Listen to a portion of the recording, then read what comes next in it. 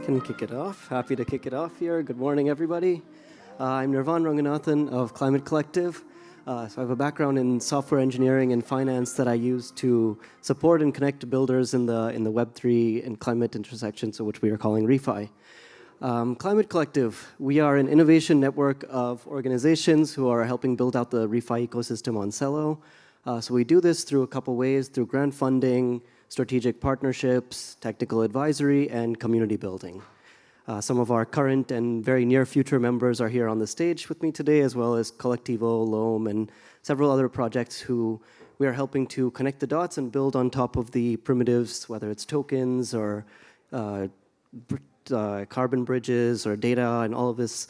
I would call it primitives that we are kind of helping other companies in the space build on top of. So with that, I'm thrilled to be here today and discuss the use cases and hand it over to my friend Adrian. Thanks, Nirvaan. Yeah, thanks a lot for having us. Also, René, thanks for the intro words and also for the whole organization. That was a blast so far.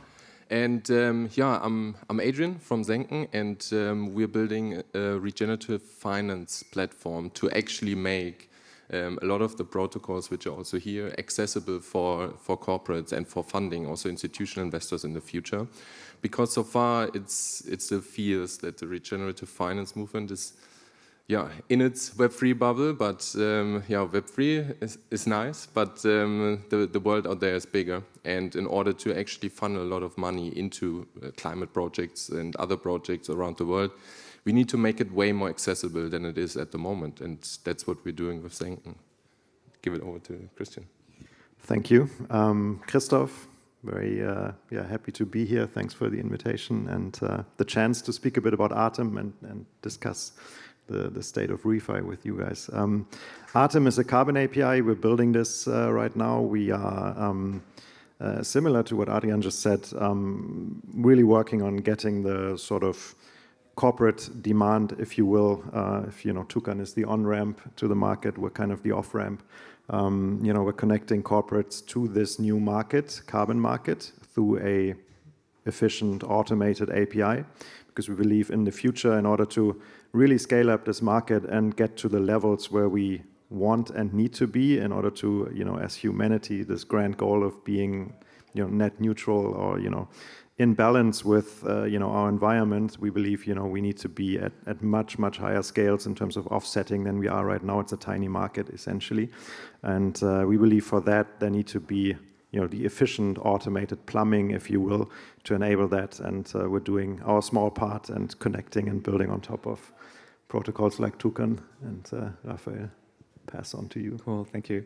Well, I was here last year as well, and I absolutely loved it. And I know that ReFi was not a thing last year, so I think just acknowledging that we can sit here 12 months later and talk about the future of ReFi is amazing. My name is Raphaël. I'm one of the founders and CEO of Toucan Protocol, and we're basically a protocol building different Web3 primitives for making the carbon market accessible to the Web3 ecosystem, but also to bring the carbon market on chain and making it more efficient altogether. And I think this panel is a great, it's a great example of why Web3 is amazing, because we have these, we can plug into each other. We fulfill one piece of the value chain, and then other protocols can build on top, and altogether we can deliver a whole experience, a whole flow of capital and resources, without too much effort. And that's it's pretty amazing. So thanks for being here. Awesome. Can be the de facto moderator here. Oh, yeah. So you mentioned about the integrations, and I'm curious, I know each of us have kind of given a bit of an overview on the projects, but as I think the word primitives has come up a couple times, I know we have, let's say, they can be fungible, non-fungible. We have, let's say, TCO2 NFTs and some fungible assets. So I'm curious, how each of your projects are building on top of the primitives that Toucan has laid out over the last, let's say, 9 months. Yeah, first one question, Rafa. Was the term ReFi already there 1 year ago? I just talked about it with Phil. I don't think anybody here in this room can claim to have started the word ReFi. I personally think it was either Gregory from Regen or Sean from IXO. I do think it came from the Cosmos kind of Cosmos verse, but I do think this is a great challenge maybe for this week to find out like who was the first to coin this term. I know that when we started this, we tried to claim or like to coin the term DCLIFI for decentralized climate finance. I'm very glad we made it all the way to ReFi. Horrible, yeah. It's horrible, yeah. The future of DCLIFI. Yeah, exactly. I bought the domain. I'm sorry. I was calling the Terraverse at first, the terrestrial metaverse, but that's even worse. Wow. That's even worse. Anyway. Okay, so yeah, good. All right. But to your question, Nirvaan.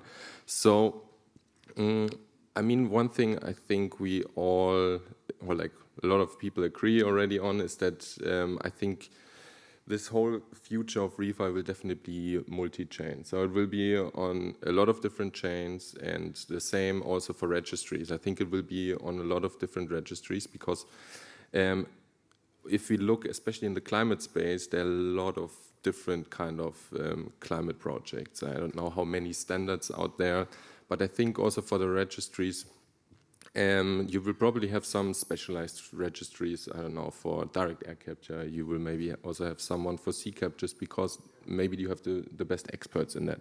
So I think it will be quite fragmented, but this is the beauty of Web3, since it's permissionless and accessible.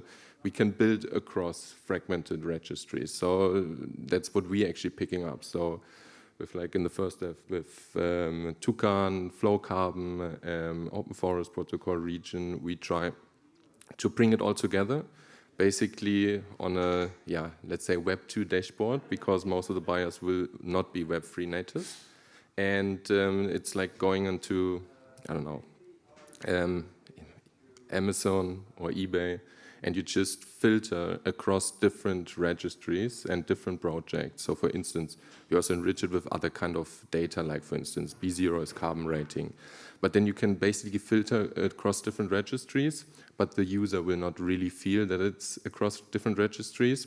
So just to funnel like a lot of money into those projects, I think it's really important for us. And I think this is also what I said before, different kind, and I talked to René about it before, we had different waves in crypto, and you always had a couple of enablers, like it was Coinbase at a certain point making crypto accessible, then the next definitely was OpenSea making NFTs accessible, and we're basically trying to be that for the next wave, and they have always been built in the bear market, so trying to make, like being the catalyst for the next wave and say like, hey, ReFi is going to be the next wave, and we make it accessible and bring new capital into that space. And that's nice, because before it was not really sustainable with NFTs, with crypto only. So it's a better wave, the next one. Yeah, and I think that point that you just mentioned is actually, to me, is the really one of the key aspects why I think the Web3 carbon market is so powerful. We just heard that, in a bear market, it's about building, finding the use cases that really make a difference and that are substantial in a sense, and not just based on speculation. And I think the carbon market is really a prime example for that, because this monumental challenge of getting to gigatons of scale, of actually removing or avoiding in some cases as well. There's a whole debate about that, of course, but let's say removing carbon from the atmosphere, we're not going to get there with the ways we've been doing it in the past 10, 15 years, right? The market is super fragmented. It's lots and lots of projects, standards, demand is super fragmented. And the approaches so far, wherever you look, have always been trying to sort of tackle this fragmentation as one centralized entity, right? And trying to aggregate all of supply, trying to aggregate all of demand, trying to take out all of the different, complexities in between. And I don't think this will work. I think it's just way too past that stage, kind of, in the old market. And here comes Web3 with that permissionless, the primitives, etc. And in a sense, the way we see Atem as well is we're building just one piece of that sort of scalable machine, if you will, of that scalable market. And we don't have to build all the rest, because there is Toucan, there's Flow Carbon, there's Senken. There are all these other building blocks that we can plug into, and that will, we believe, will eventually scale to the levels that we need to see. If we zoom out and say that actually why we're doing this is, we want to get to that point where we have gigatons of carbon removed every year, and that needs to scale differently than the way it's currently being built. And I think that's, to your point, kind of that's the power of Web3. And given that it's only been a year, I think we've actually come quite far. And I mean, it's been a ride. Yeah, and I don't think it's a machine. I think it must be an organism, right? Because, maybe just to take a step back, like ReFi for me has like two angles. There's like, obviously the term comes from DeFi, and for me it's like making DeFi regenerative, right? This is like, I believe that DeFi or like Web3 is going to be the foundation to a lot of the, essentially the future of finance, the future of France, right? We're all here. But how do we make sure that this future, or like this future infrastructure that we're building, doesn't repeat the same mistakes that we've made with the existing financial system, right? And so the first kind of job is to make DeFi regenerative, and this is about redirecting value towards regenerative projects. And carbon credits are just one way of doing that. And they're just a results-based finance tool that makes essentially, capital flow to proven projects that have provenly removed or reduced carbon emissions. And so it's just a good building block, really, that we can plug into Uniswap, that we can plug into Sushi, whatever, Aave, and like all the other, or use it as a collateral for like stable coins on Celo, right? Like there's so many beautiful things that we can do once we have that primitive. But the other thing is, as you said, like we need to make trillions, like we need to move trillions from, it's oversimplifying a bit, but like we need to move trillions from the global north to the global south.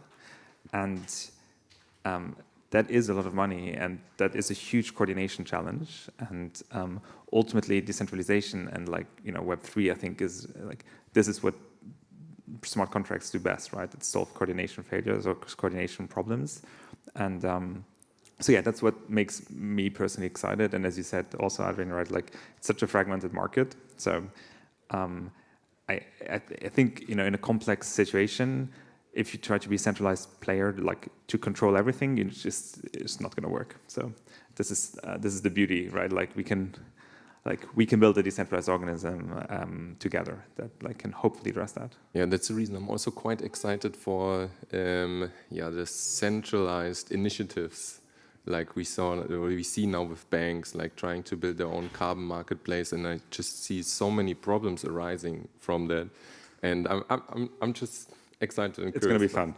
Yeah, especially when a lot of banks always come together and say, now we start something together. And it's built on Hyperledger Fabric. Yeah, it's a classic. And I've been there, seriously.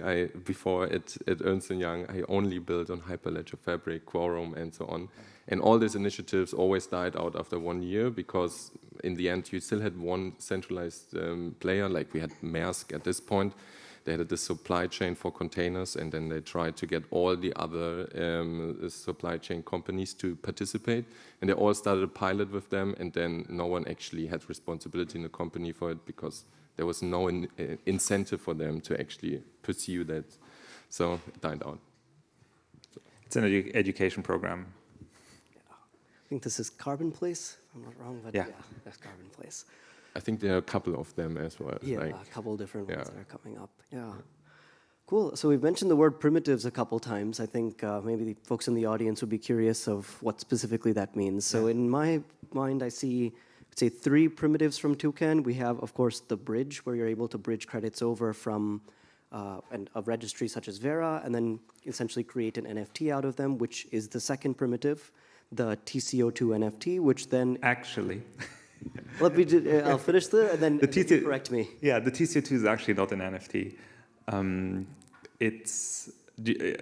Should I go through the process? So when we move them on chain, we use NFTs, but then the TCO2s are actually ERC20 tokens that have, it's fractionalized NFTs.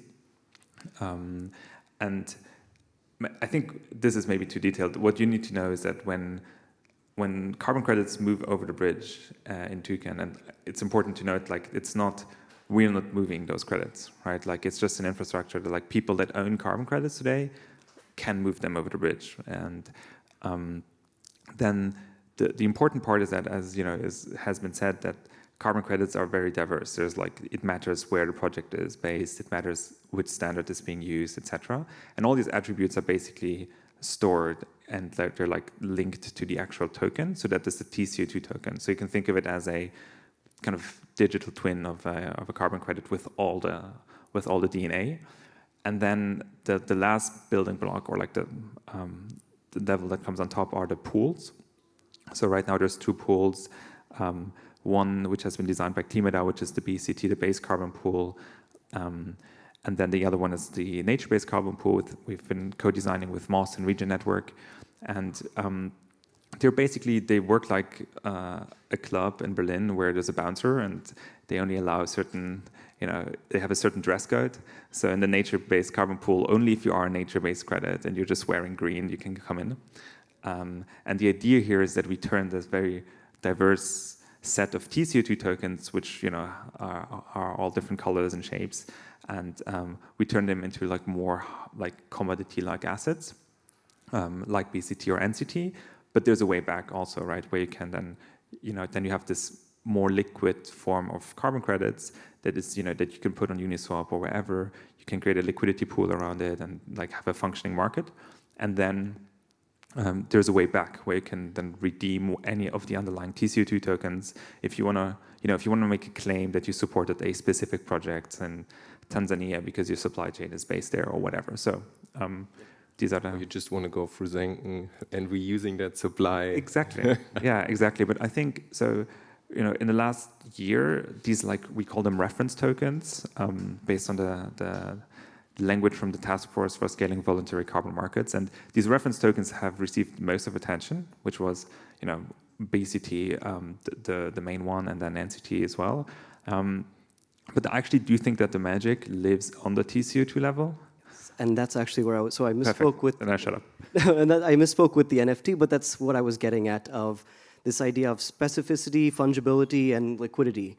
Because as you said, with the individual TCO2 NFT, there is certainly demand, which I believe Senken is certainly capturing, of being able to highlight which SDGs that are specific. I mean, of course, geographic regions and things like that, but co-benefits, SDGs, you actually have the specific data that's tied to that carbon project. Whereas once you fractionalize it into either BCT or NCT, you kind of lose that ability to, at least when you're holding that token, to be able to say, okay, this represents carbon that was sequestered in a specific project. So I know all of our protocols here have kind of different approaches towards fungibility.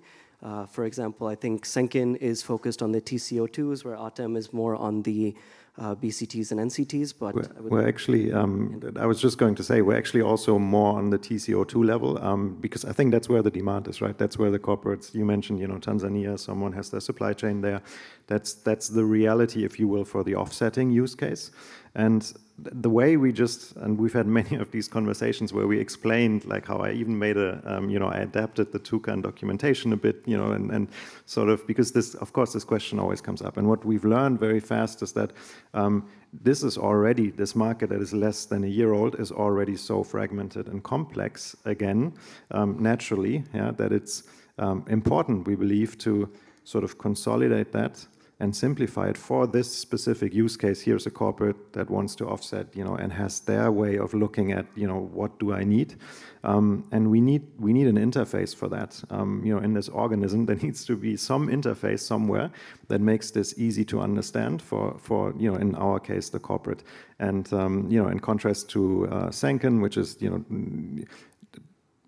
like, I think you're also, this consolidation, sort of this interface, if you will, making it simpler for the corporate is also there. And in our case, it's more, the interface is a bit different. It's an automated sort of API-based approach in the end.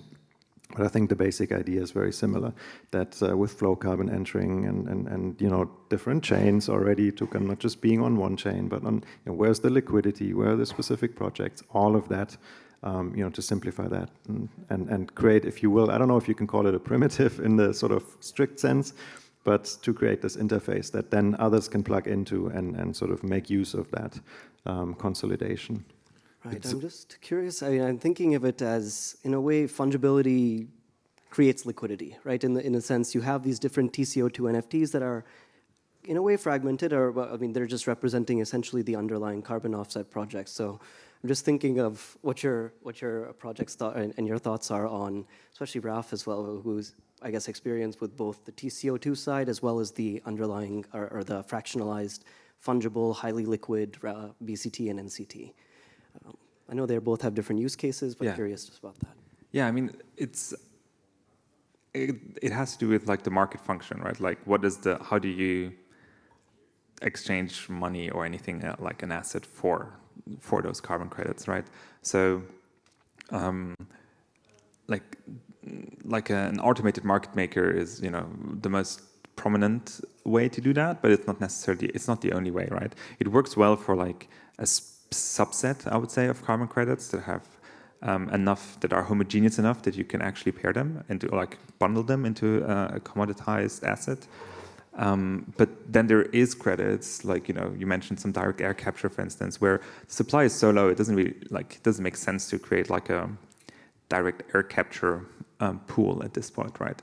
Because there's not enough supply, and even that the supply that is existent has a very different price point. So in that scenario, there's like, simple or other ways like to do so, and be it like an auction, or be it like similar to like, even an OpenSea, where you can actually just like list your tokenized carbon directly. I think for us, the supply side is fragmented, but the demand side is also extremely fragmented.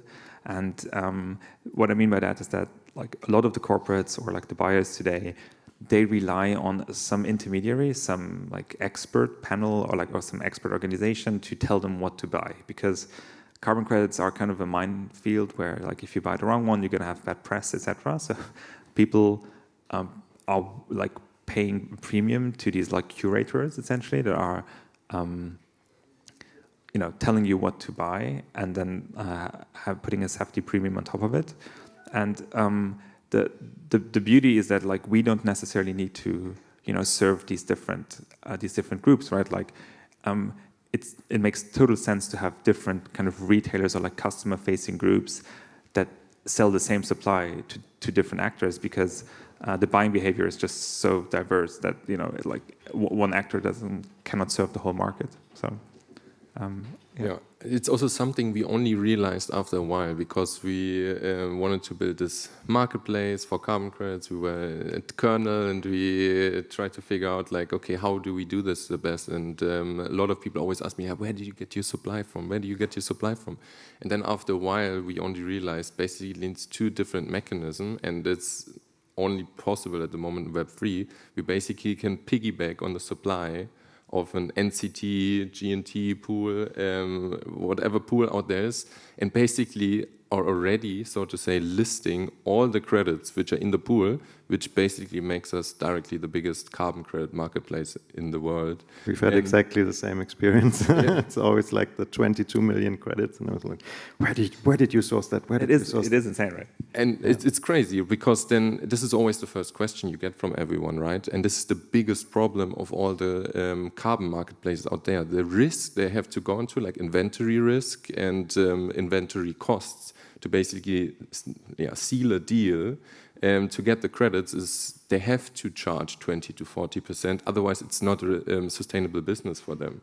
So this is, of course, quite nice, because then you also can go with, 3% or whatever, and already have this insane supply. But of course, you also mentioned you also need like auctions or order book exchange for like single projects, because some projects will never ever fit into a pool, and carbon credits are as diverse as nature. And I think in a certain point, it will not only be about carbon credits. It's just we just agreed upon that this is a good vehicle to fund projects, but at a certain point, maybe the carbon credit the carbon is not that important, but maybe it just created biodiversity, or it created work or education and so on. So I think carbon credits may be the first good example of ReFi and climate finance, but I think there's way more to come, in my opinion. Yeah, I think this is really worth like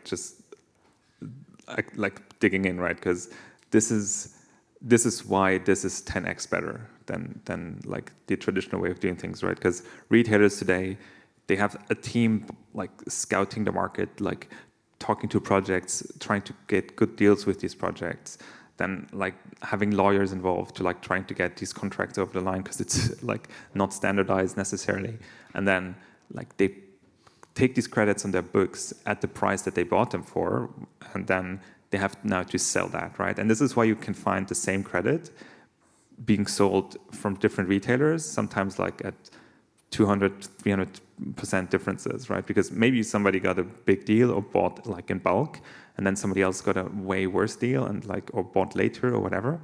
And so yeah, I think this is really just like, this is insane, right? Like if we go to retailers today and tell them, hey, you can just list like 20 million credits and you can just offer them, and because there's a liquid market, like it's always online, it's censorship resistance, you know, can just go there anytime, and that is just 10x better. Yeah, and I've heard that feedback from a couple other places where, I mean, you're no longer need to be lowballed for a carbon project. You can say, okay, I mean, at the very least, base carbon ton is 2 and change, nature is 4. I mean, you have kind of a baseline price that you can say, why should I sell my credits to you for this lowball offer? I have a liquid pool and a liquid marketplace where I'm able to actually bridge my credits. So I think that's very powerful. Yeah, and I think like building on top of that, we've had an interesting conversation once where, you know, I was coming more from the point that, you know, because the Web3 market is more efficient, there are less intermediaries, etc. The prices are going to be lower for the credits.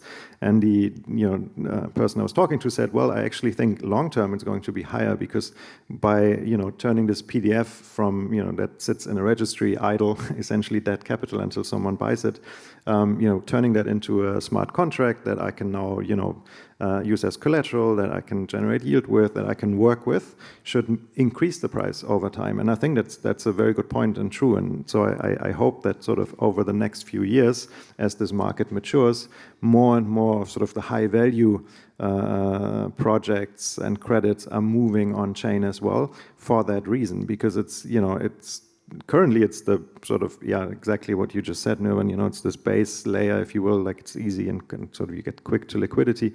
But I think long term it's going to be quite interesting to see the high value credits moving on chain because of that sort of price advantage. And for the demand side, it's still going to be lower because you don't have these intermediaries, that sort of artificially in some way mark up the prices, and I think that's a really strong point again for the Web3 carbon market. What I will also be, I'm quite excited to see how the difference between technical and nature-based assets will be also on the price side, because from the technical carbon credits are actually supposed to get cheaper in the future, right? Because we have more research, more development on that side. On the other hand, you have nature-based assets where you basically you just don't get more land. You maybe get slightly more efficient, but I don't know how much.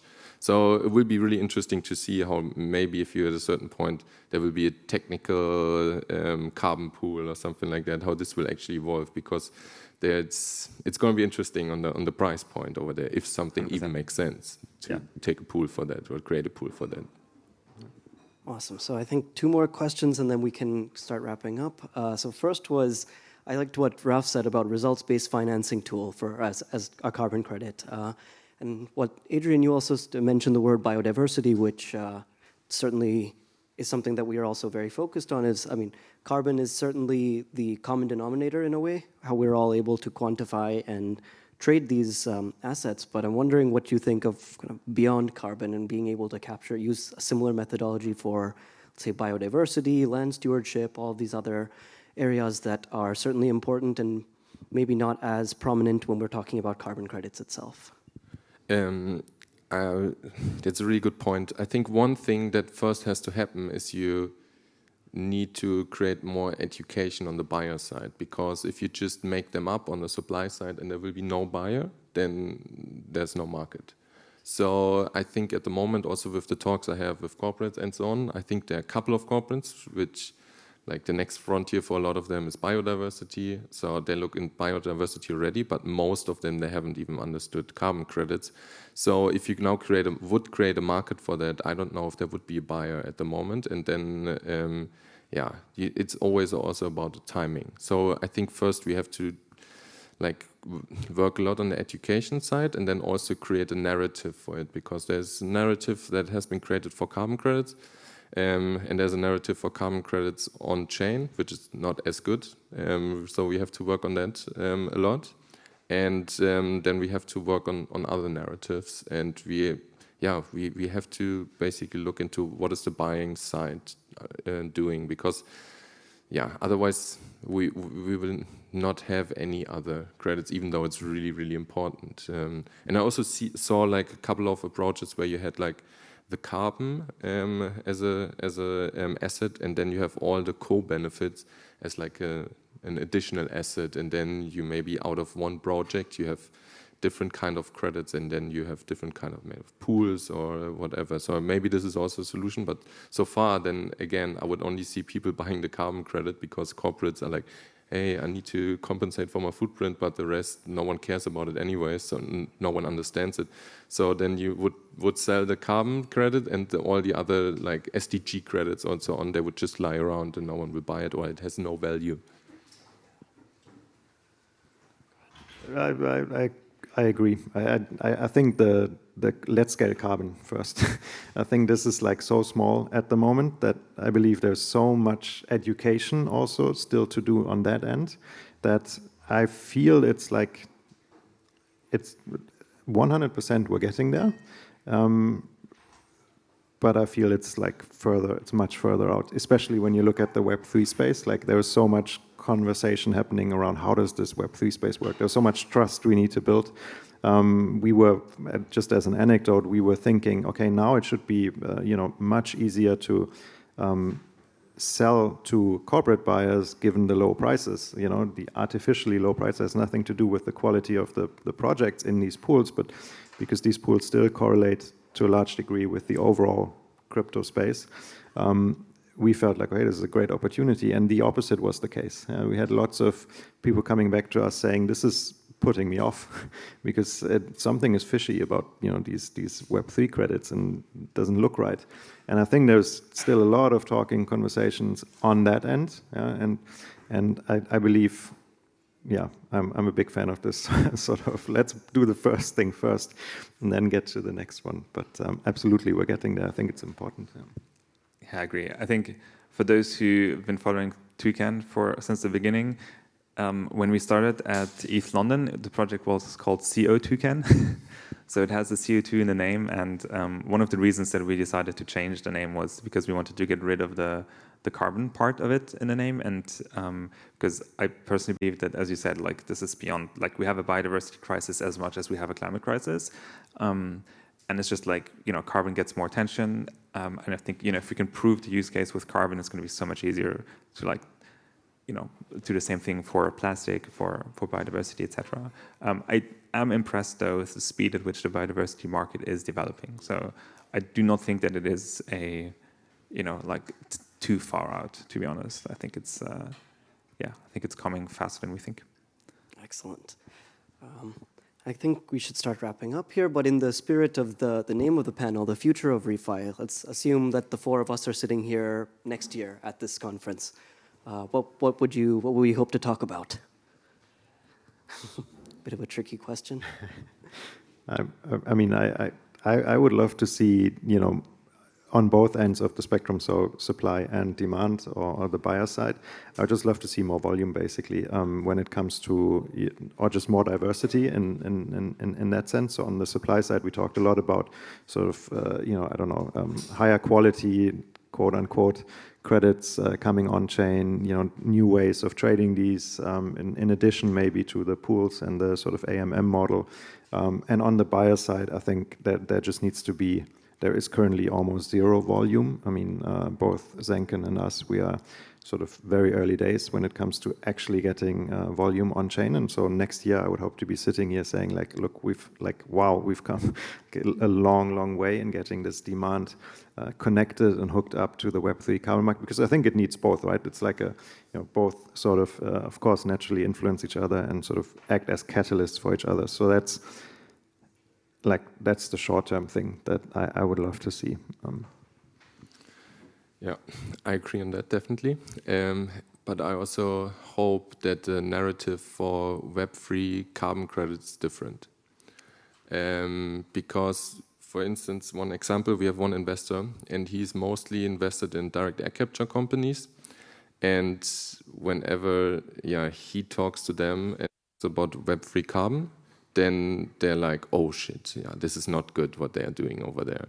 Because they are selling a narrative, or like their credit is a narrative and trust about their own brand. So why is Climeworks able to sell a ton of carbon for $1,000?